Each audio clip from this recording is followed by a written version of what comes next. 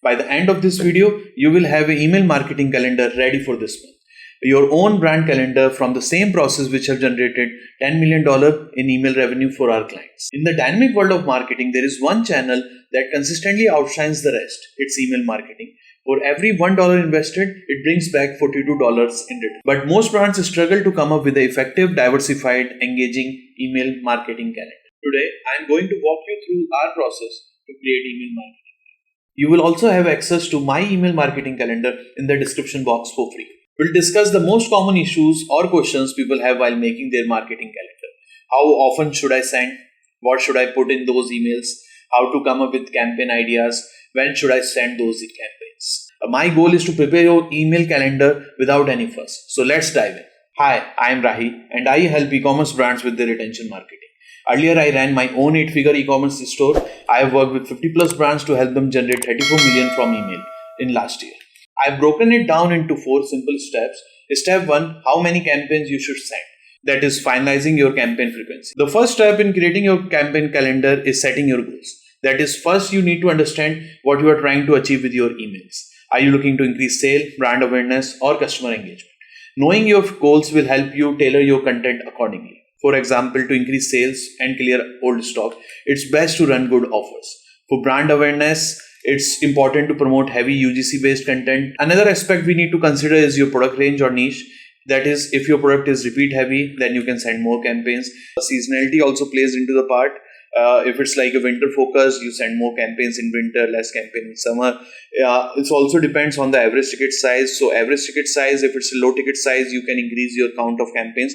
If it's like a high ticket size, like high means above $100. So if it's above $100, you can lower the count of campaigns you are sending in a month. Next important thing to consider is your list size. Often people don't get this right, hence they end up sending too many campaigns or too less campaigns. You see, it's very important to have this right, and after working with 50 plus brands, I can confidently say that for under 20k, you just need like once a week. So once a week frequency is fine if your subscriber base is less than 20k. If it's like more than 20k and less than 50k in that range, then maximum you can go like 2 per week. Yeah, one is starting like 6 per month or like 2 per week max. If it's like higher than 50k, then I would recommend going to like 2 to 3 campaigns in a week and maximum to like 10 campaigns in a month. If it's like more than 200k, then you can go like 4 campaigns a week. So 4 campaigns a week for 200k. So at 200k level, you would start to segment your audience aggressively. So you would need to send like 2 campaigns per person. If it's like heavily engaged audience, then they can get like 4 campaigns max in a week.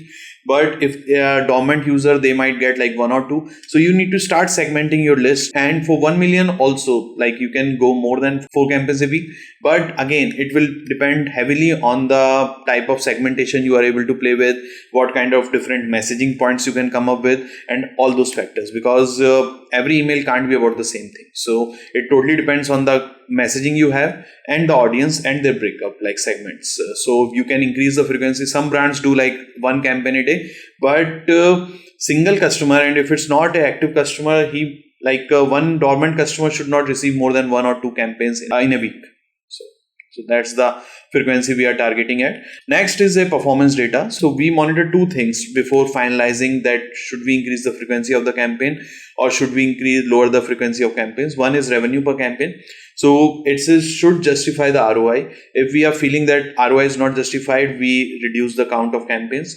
Second is unsubscribe rate. So if customer we are seeing like high churn rate or high unsubscribe rate, then we lower the frequency of campaign. So this is broadly the brand level information which is required, and that decision finalizes your count of campaigns. So how many campaigns you are looking to do per month. Now coming to the second step, plan your content themes and types.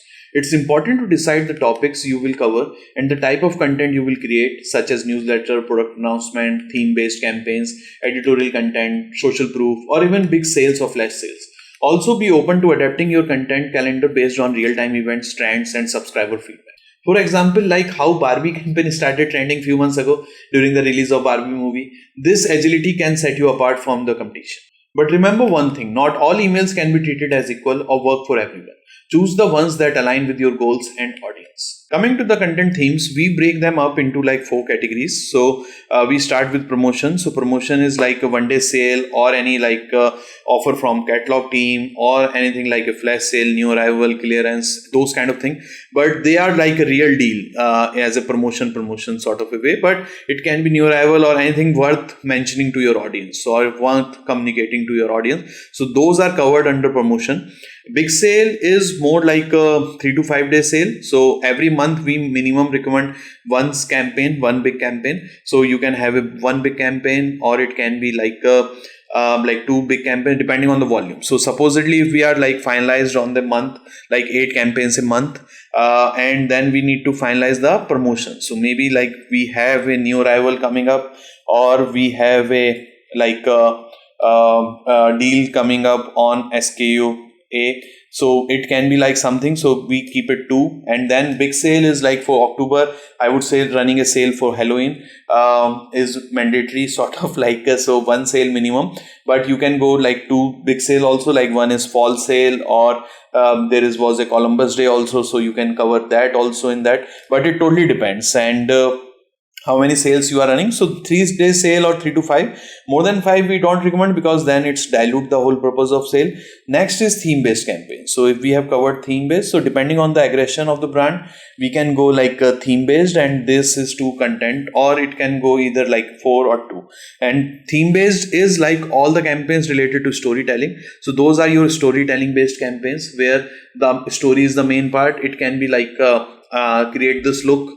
It can be like category based campaigns. It can be a product highlight. It can be anything like like a step based emails, like a step 1, step 2, step 3. So it can have multiple areas. And last is informative. So informative, we cover informative social media under 1 category. So these are like revenues, not the main goal of these emails. It's mostly to create the engagement emails or like a brand awareness. So there can be like a like you can cover a blog, you can cover a social media post, you can cover a giveaway, or there can be a video, or there can be a how to guide or how to use the product. So those are the campaigns.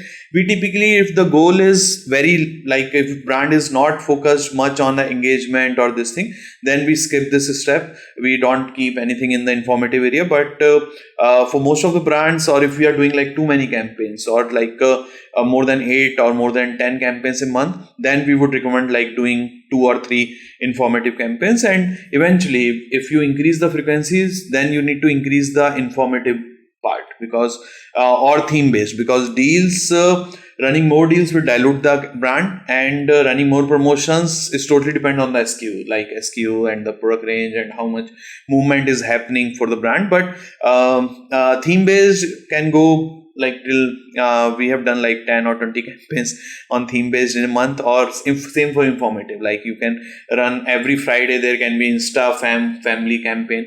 So it totally depends on what kind of campaigns are resonating with your audience. So next, in the 3rd step, come up with interesting campaign ideas. You can look at the past campaign for ideas and repeat them, or make a variation of performing campaigns. Look at the upcoming month promotion dates, and that is like any special day coming in your niche that suits your brand. For example, Pet Day, Chocolate Day, Father's Day. You always have like Halloween Day and all those things, but there can be multiple days related to your particular niche specifically. Also, you can browse social media for inspiration.